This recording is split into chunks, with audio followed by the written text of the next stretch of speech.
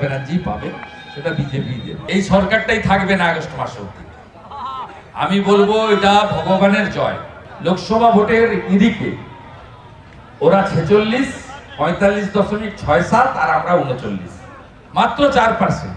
অর্থাৎ বিজেপিকে আপনারা একটু সাহায্য করলেই বিজেপি আসবে।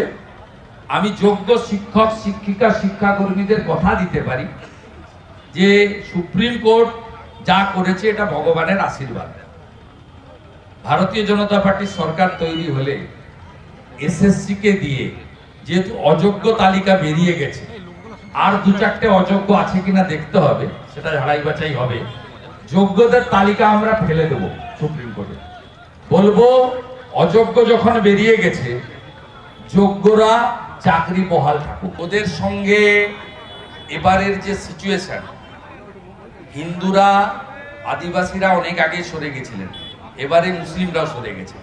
সেটা তারা বিজেপিকে দেবেন কিনা জানি না, কিন্তু অনেকেই হুমায়ুন মিম নৌসাদের দিকে ঝুঁকেছে। এখন মমতা ব্যানার্জির মানে গায়ের কথায় বলে না, জাল আর গামছা দুটাই গেছে।